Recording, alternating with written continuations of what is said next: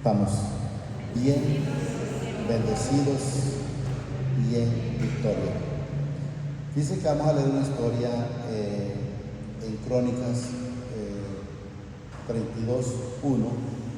Es de un rey y en otro momento vamos a ver otra para que logremos entender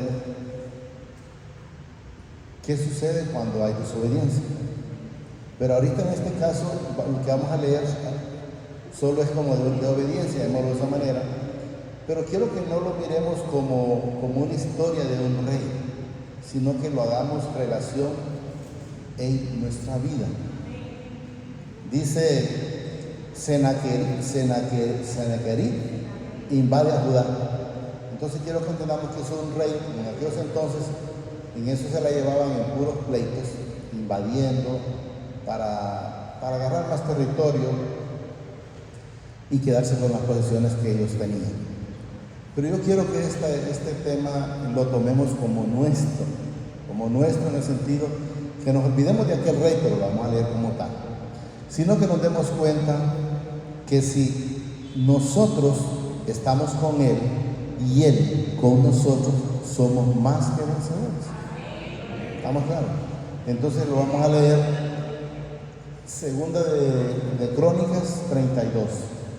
Segunda de Crónicas 32. Luego en la otra momento vamos a leer otro, igual esta parte, pero lo vemos después cuando él cambió. Cuando cambió a decir que prefirió irse a buscar la mano del hombre antes de buscar la mano del Señor. Pero en este caso es al revés, él busca la mano del Señor. Entonces al principio lo que vamos a ver es la historia de que él iba a invadir ese lugar y el rey en ese momento, Ezequías, se puso de acuerdo con los principales, vamos a ver, con el pueblo, y llegaron a un consenso de que iban a tapar los pozos que habían al frente para que no hallaran comodidad los que venían a sitiarlo, llamémoslo de esa manera. Después de estas cosas, dice, después de estas cosas y de estar fidelidad, y de esta fidelidad, dice, vino Sennacherib, rey de los asirios, e invadió, dice, a Judá, y acapó contra la ciudad fortificada con la intención de conquistarla o de tomarla. Viendo pues Ezequías, otro rey, que es el que iba a ser invadido, quiero que entendamos, la venida de Sennacherib, dice, y su intención de combatir a Jerusalén, tuvo consejo con sus príncipes y con sus hombres valientes para cegar las fuentes de agua que estaban fuera de la ciudad, y ellos le apoyaron. O sea, como vamos a llamar una situación, vamos a poner así como en la casa de oración, y ponemos una situación, miren, fíjense que hay tal cosa, pero si hacemos esto y esto y esto, y llegamos a un consenso. Entonces eso es lo que más o menos hizo él, a más que un pueblo, de esa manera. Y ellos le apoyaron. Entonces, dice, se reunieron mucho pueblo y cegaron todas las fuentes y el arroyo que corría a través del territorio, diciendo, ¿por qué han de hallar, dice, los reyes de Asiria mucha agua cuando vengan? O sea, la facilidad, porque eso ellos lo tenían, entonces ellos lo taparon o lo cegaron. Después, dice, con ánimo resuelto, dice, edificó Ezequías todos los muros caídos e hizo alzar las torres y otro muro por fuera. Fortificó, dice, además a Milo en la ciudad de David, y también hizo muchas espadas y escudos para prepararse para la guerra. Pero lo que quiero que entendamos en esta historia es una guerra que al final el Señor se la dio.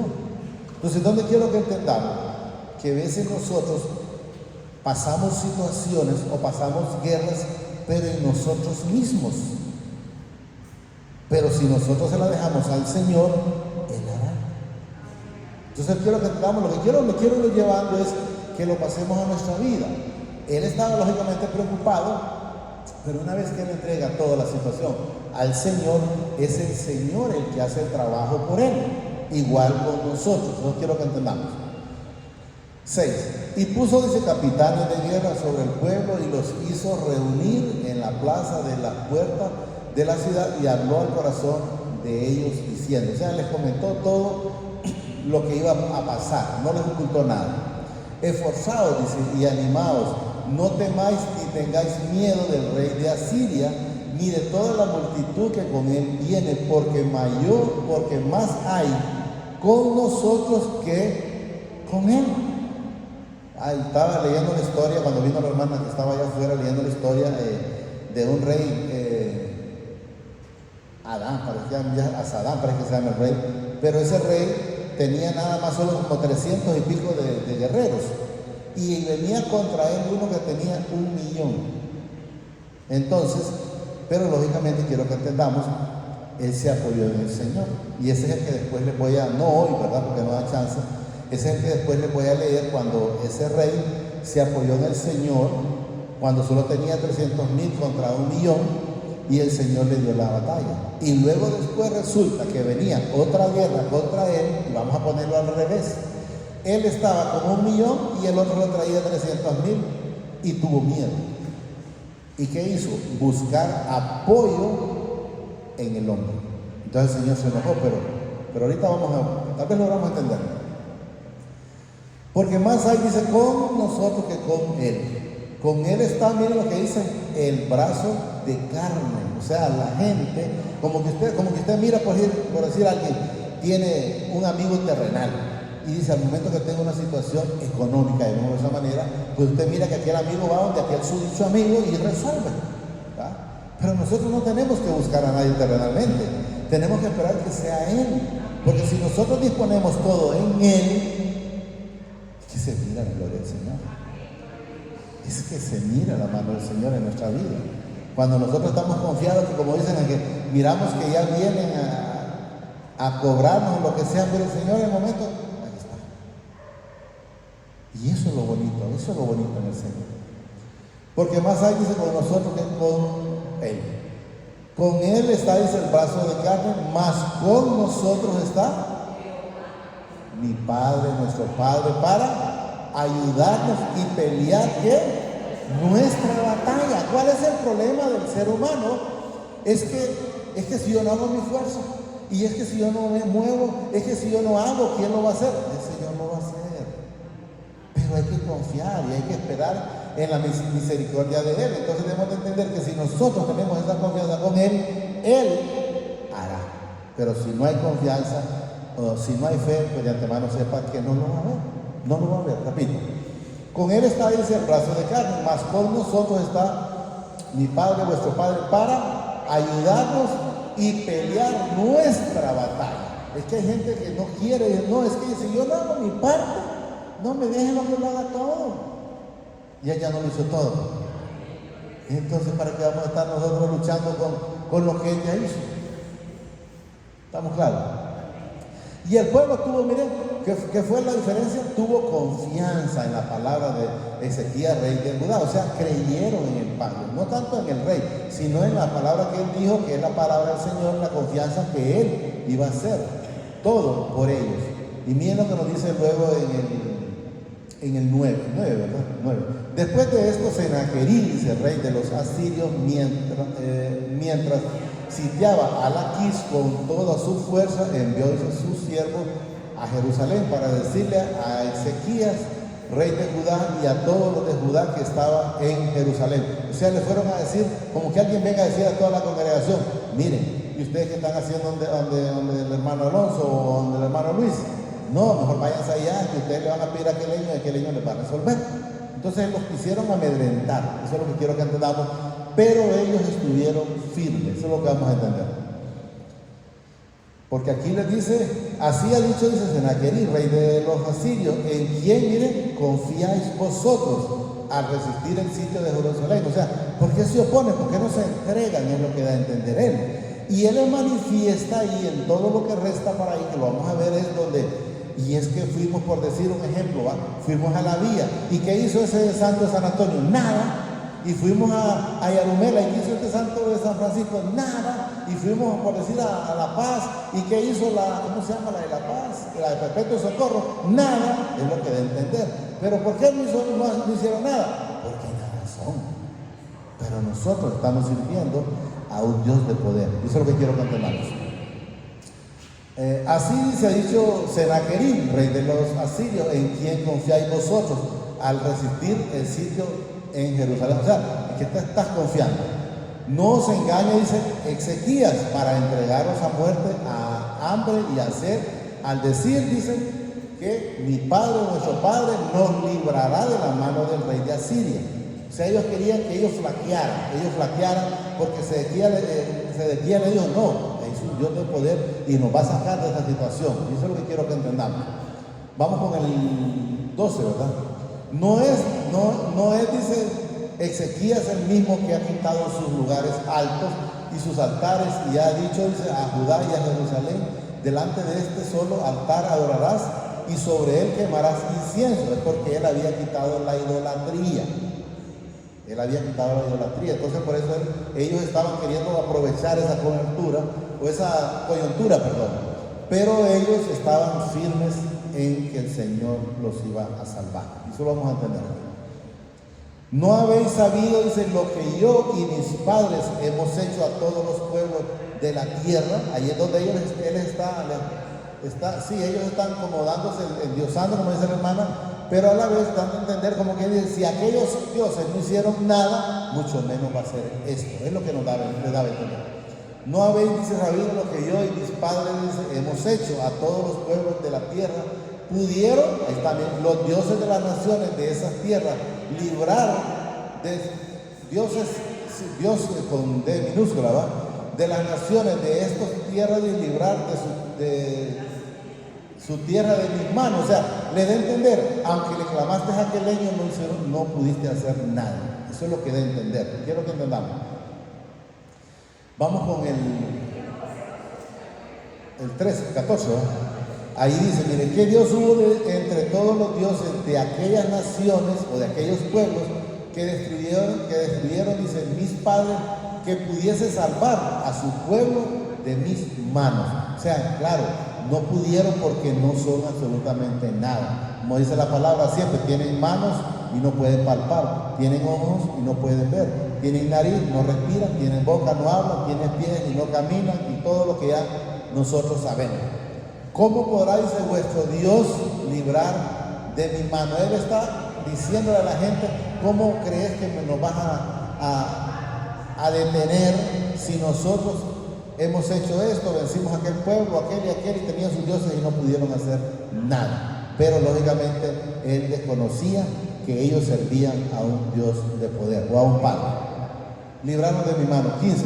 Ahora pues, dice, no os engañe Ezequías, ni os persuades de ese modo, ni le creáis. Está diciendo, es mentira lo que te está diciendo, es lo que da a entender. Que si ningún Dios de todas aquellas naciones y reinos pudo librar a su pueblo de mis manos, dice, y de la mano de mis padres, cuanto menos vuestro Dios os podrá librar de mi mano. O sea, ellos creían que todo lo podían y que no había quien, lógicamente, porque no sabían de qué Dios estaba agarrados ellos en aquel entonces y ahora nosotros. Y otra cosa más, dice, hablaron sus siervos contra mi padre y contra su siervo Ezequías. Además de esto, dice, escribió carta en que blasfemaba contra el Padre y el de Israel, y hablaba dice, contra él, diciendo, cómo los dioses de las naciones, de los países, no pudieron librar a su pueblo de mi mano, tampoco el Dios de Ezequías librará al suyo de mis manos. Entonces quiero que nosotros vayamos entendiendo que si nosotros tenemos a un Dios de poder, todo lo podemos hacer. Si Él está con nosotros, ¿quién contra nosotros? Usted no esté viendo que ese problema, usted lo mire grande. Sepamos que tenemos un Dios mayor que cualquier problema que puede haber, y Él está para librarnos en el momento preciso.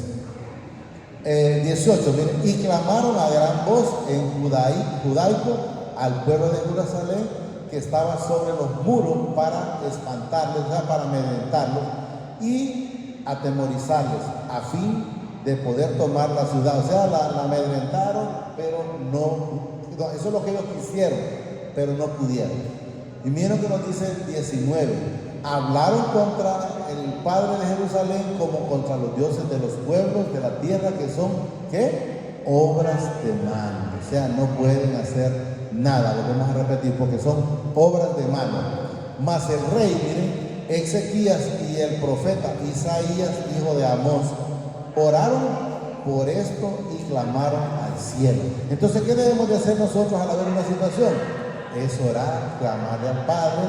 Pero ¿cómo le vamos a clamar? A través de su Hijo amado. Porque ustedes saben que el único intercedor entre usted y yo y el Padre se llama Jesucristo. ¿Estamos claros? Y mi Padre envió, dice, miren, ahí para que quiero que entendamos que no es por lo que nosotros pudimos hacer o podamos hacer. Si nosotros estamos confiando en que Él hará, pues sentémonos a orarle y de ahí para allá, Señor, pues es tu voluntad y es tu propósito, y yo aquí estoy y no voy a hacer más que estar orando y clamándote porque el resto es tuyo. Miren lo que dice aquí.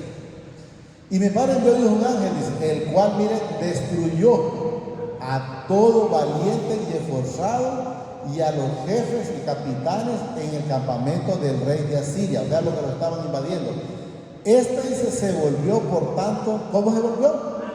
Avergonzado a su tierra. O sea, cuando usted sienta de la presencia de un espíritu inmundo, sepa que ese espíritu inmundo se va a ir avergonzado cuando usted está tenido y confiado en el Señor.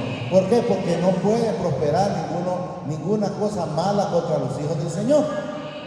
Y eso es lo que debemos de entender. Repito, y mi Padre envió, dice, un ángel, el cual se destruyó a todo valiente y esforzado y a los jefes y capitanes en el campamento del rey de Asiria. Este se volvió, dice, por tanto, ¿cómo se volvió? Avergonzado. ¿Por qué?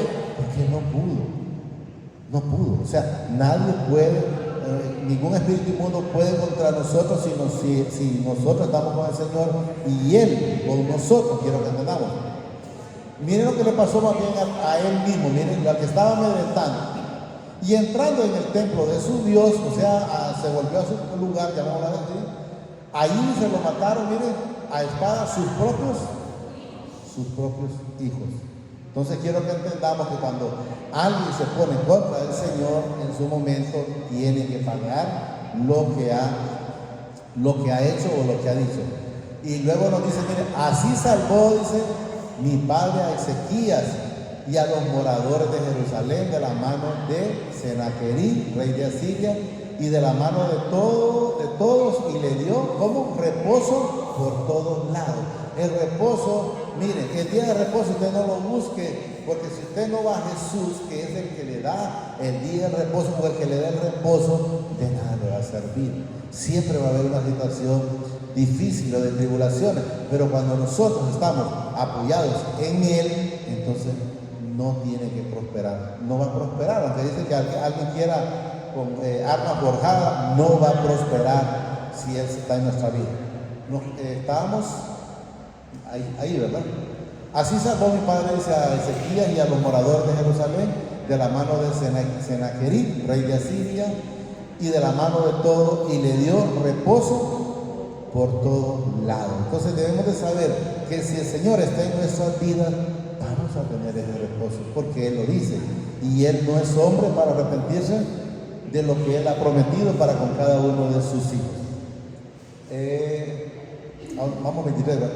Y muchos trajeron, dice, a Jerusalén ofrendas al Padre y ricos presentes a Ezequías, rey de Judá, y fue muy engrandecido delante de todas las naciones después de esto. Pero sabemos que es por el Señor, porque Él estaba ya preocupado de alguna manera, pero estaba con la confianza en el Señor. En aquel tiempo Ezequías, dice, enfermó, miren lo que dice, de muerte. Y oró a mi padre, quien le respondió y le dio una señal. Más, miren, Ezequías no correspondió al bien que le había sido hecho, sino que se enalteció en su corazón y vino la ira contra él y contra Judá y Jerusalén. ¿Cuál es el problema? Cuando la persona se enaltece. Por eso siempre nosotros tenemos que estar diciendo, Señor, nunca permita que esta boca vaya a hablar algo que no es agradable. Porque por eso yo siempre les he dicho muchas veces a la hermana, y ustedes han escuchado cuando a veces hablamos cosas sin darnos cuenta, ¿va? En algún momento. Entonces, pero no permitamos, porque hay que tener, porque ese enaltecimiento al Señor no le agrada. Cuando el rey Nabucodonosor se enalteció, también fue tirado por 7 tiempos, estuvo pasteando. Bueno, ustedes ya saben la historia, pero ¿por qué? Porque se enalteció. Cuando el Señor lo restauró, cuando alzó los ojos al cielo. ¿Estamos claros? Repito, más Ezequías dice, no correspondió al bien que le había sido hecho, sino que se enalteció y vino la ira contra él y contra Judá y Jerusalén. No sé si hasta ahí lo iba a llegar.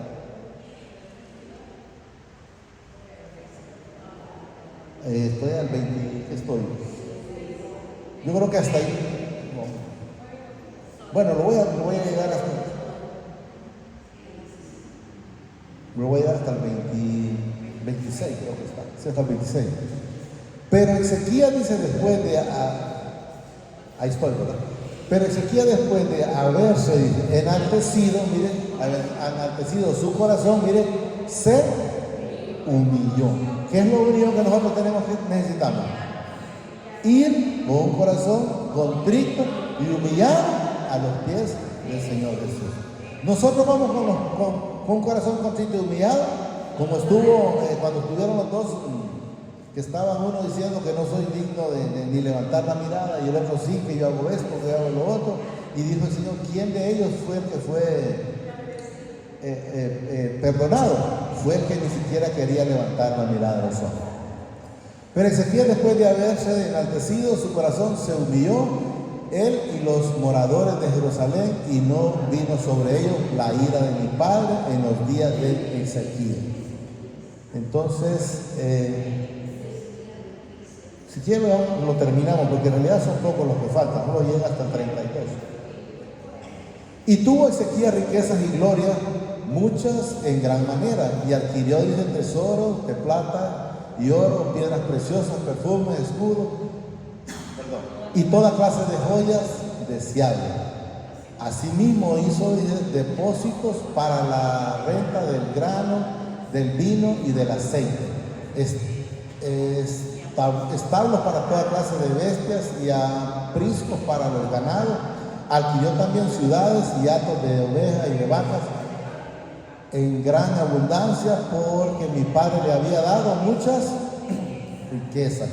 Ezequías cubrió, dice, los manantiales de Gihón, la de la arriba, y condujo, dice, el agua hacia el occidente de la ciudad de David, y fue prosperado Ezequías en todo lo que hizo. Más en lo referente, por ahí ya casi terminamos, más en lo referente a los mensajeros de los príncipes de Babilonia que enviaron a él para saber el prodigio que había acontecido en el país, mi padre lo dejó para probarle, para hacer conocer todo lo que estaba en él. ¿A dónde tenemos a veces el problema? Es en el corazón. Es en el corazón. Pero usted siempre fíjese, cuando alguien habla algo, sépalo que eso es lo que tiene en el corazón, porque la misma palabra lo manifiesta. La misma palabra lo manifiesta. Con este creo que cerramos con el 30 y... sí, hasta ahí llega hasta el 33. Los demás hechos de Ezequías y su misericordia, aquí todas están escritas en la profecía de los profetas Isaías, hijo de Amós, en el libro de los reyes de Judá y de Israel. Y durmió Ezequías con sus padres y los sepultaron en el lugar más prominente de los sepulcros, los hijos de David, honrándole en su muerte todo Judá y toda Jerusalén, y reinó en su lugar Manasés su hijo. Entonces quiero que entendamos que si nosotros estamos confiando, si nosotros le entregamos al Señor cualquier situación que sea, tenga la plena que va a tener la victoria. Pero hay que creer, porque la misma palabra dice que sin fe es imposible agradar al Señor. Solo digámosles ahí, amadísimo Padre, Te damos gracias por esta bendita palabra que nos has dado esta preciosa noche. Te pido, Padre, a través de tu Hijo amado, Señor Jesucristo, que permita que la pueda atesorar en mi vida y en mi corazón. Te pido que permita ser hacedor de esta bendita palabra y no un oidor olvidadizo. Te pido, Padre, a través de tu Hijo amado, que me permita ver el Padre de poder que tengo, que sé que todo lo puedo en Cristo que me fortalece, que me enseñe a tener esa confianza en estar sabiendo que Él ha tenido, tiene y tendrá el control de nuestras vidas en todo momento, y que Él nunca ha perdido el control. Gracias, Padre. Gracias, Señor Jesucristo. Y gracias, Espíritu Santo. El Señor los bendice hoy, mañana y siempre hasta la eternidad. Más de lo que somos bendecidos espiritualmente. Amén y amén. Esperanza y amor.